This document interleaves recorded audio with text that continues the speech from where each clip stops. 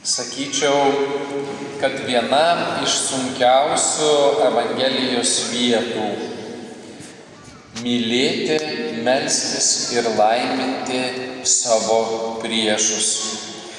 Mes visi puikiai žinome, kokie jausmai kyla mumyse, kai mums kas nors kokiu nors įžeidžiančių žodžių pasako, kai mus užgauna arba kokia nors neteisybė, jeigu mums padaro. Tai kaip mes norim jiems atsilyginti? Dažniausiai mumise kylantis jausmas yra padaryti, kad tam žmogui būtų dar blogiau negu man tą akimirką. Tai tikrai mumise sukyla toks keršto įstatymas, blogio linkėjimas kitam žmogui, o žiūrėk, dar jeigu užgavo, taip dažnai paskui dar ir visą gyvenimą nešioju prisiminimą, kad žiūrėk, kaip jis tada pasakė. Ir tam žmogui priekaištauju.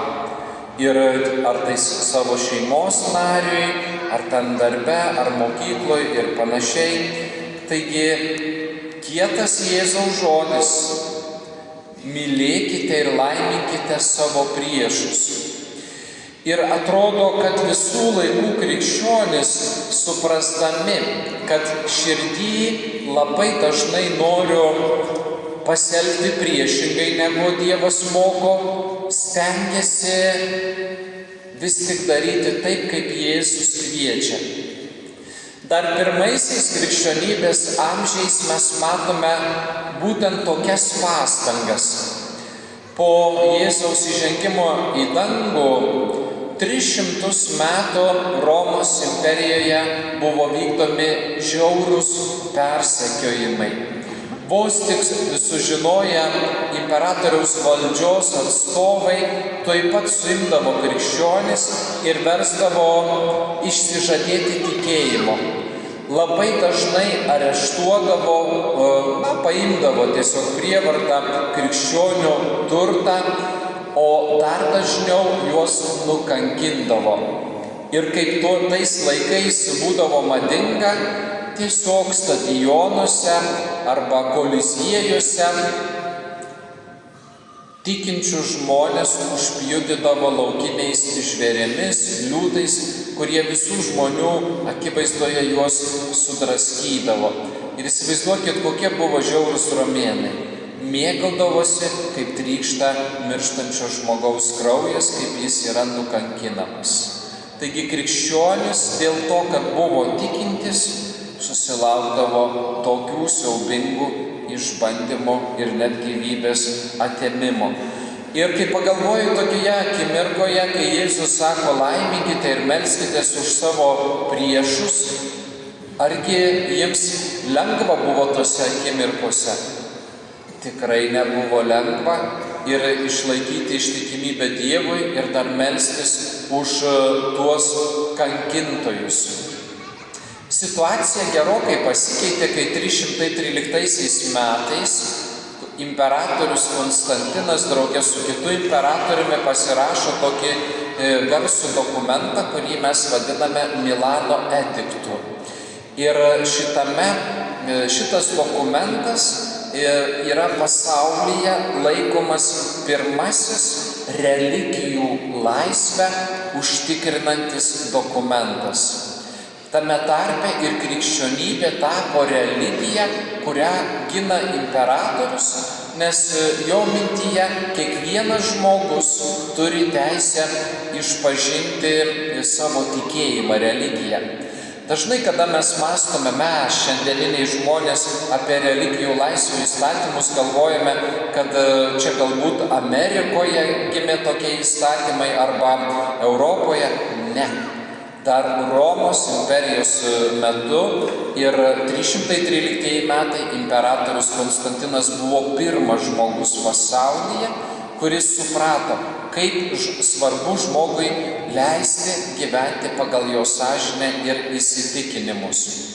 Ir prabėgo dar nuo to laiko daugiau negu 100 metų, kol kitas valdovas pripažino krikščionybę, katalikybę kaip vienintelę religiją, kuri gali būti Romos imperijoje išpažįstama. Ir kas labai įdomu tokiuose istoriniuose lūžiuose, kad krikščionys netapo tais žmonėmis, kurie keršytų. Įsivaizduokit, pagonybė tapo nebelegalia religija po 400 metų. Ir rodos krikščionys įgavo galią, imperatorius pradėjo finansuoti bažnyčių statybą ir 400 metų atimdavo gyvybę, konfiskuodavo turtą ir labai didelė pagunda krikščionims, aš manau, tuo metu buvo atsilyginti visiems pagonims tuo pačiu. Atkeršyti už tai, kad žudė ir naikino jų protėvius. Bet ne, nes krikščionys gyveno pagal šiandien girdėtą Evangelijos eilutę. Laiminkite ir melskitės už savo priešus. Pirmųjų amžių krikščionys kaip niekas kitas puikiai suvokė, kaip yra be galo svarbu išlaikyti meilę to asmens atžvilgiu, kuris pasaulio akimis yra nevertas tos meilės ir pagarbos. Ir pagonis suvokė, kad neįmanoma konkuruoti su tokiu dvasingumu, kuris net savo priešus myli ir laimina. Neįmanoma kovoti su katalikybė, kuri kiekvieną žmogų mato kaip didžiausią pasaulio vertybę. Dėl to, kad jis yra žmogus. Taigi pasaulis romėniškasis, kur žmogus buvo tik instrumentas. Ar žinot, kaip buvo sudaryta Romos visuomenė? Tai buvo pataikavimu už tave aukštesniame poste esančiam žmogui visuomenė ir didžiausia svajonė buvo turėti tokį globėją, kuris galbūt užtars tave, tu kilsi visuomeninės ir politinės karjeros laiptais ir galbūt kažkada atsidursi Romos senate, kuriam priklausė mažiau nei 1% turtingųjų Romos piliečių, va štai čia buvo svajonė. Taigi pataikauji tiems ir tokia nuolatinė pataikavimo grandinė. O tie, kurie buvo grandinės viršuje, į paprastą žmogų žiūrėjo tiesiog, tu esi naudingas tiek, kiek man gali pinigų uždirbti, kiek gali man atnešti naudos. Ir krikščionybė gimsta tokioje išnaudotojiškoje visuomenėje, kurioje kiekvienas žmogus yra vertingas. Štai pavyzdžiui, kūdikiai, kaip matydavo kūdikius. Kūdikius, ypač tuos, kurie gimdavo su negale, išmesdavo į šiukšlyną tiesiog. Arba kūdikius, kurių tėvas nenorėdavo. Pavyzdžiui, didžiausia romėno svajonė būdavo turėti sūnų. Ir jeigu gimdavo mergaitė, neretas atvejis, kad ją išmesdavo. Dėl to, kad aš noriu sūnų turėti. Štai, požiūris į žmogų Romos imperijoje buvo toks. Visi yra vergai ir aš esu tas, kuris valdau vergus ir išnaudoju. Taigi tokioje terpėje krikščionybė buvo kažkas nuostabaus ir nesuvokiamo, kur krikščionys ėjo slaugė nepagydomomis ligomis sergančius žmonės. Krikščionys eidavo ir surinkdavo tos išmestus kūdikėlius, surinkdavo tos išmestus neįgaliuosius ir juos užaugindavo. Beje, dar iš 1 amžiaus vieno vyskupo gyvenimo aprašome, būtent aptinkame, kad jis buvo tas žmogus, kuris buvo išmestas į šiukšlyną ir krikščionių užaugintas. Natūralu, kad tokia sistema Romos imperijos turėjo prieiti liepto galą, turėjo žlugti. Nes bažnyčios turtai buvo ne auksas ir sidabras ir ne politinė karjera, o meilė žmogui. Ir vienas iš tokių gražiausių meilės liudijimų žmogui yra šventojo Lauryno kankinystė. Ir kadangi jis buvo savo bendruomenės vadovas, imperatorius suėmė jį ir liepė atnešti visą turtą, pinigus, ką turėjo ir ruošė konfiskacijai. Ir žinot, ką padarė šventasis Laurynas?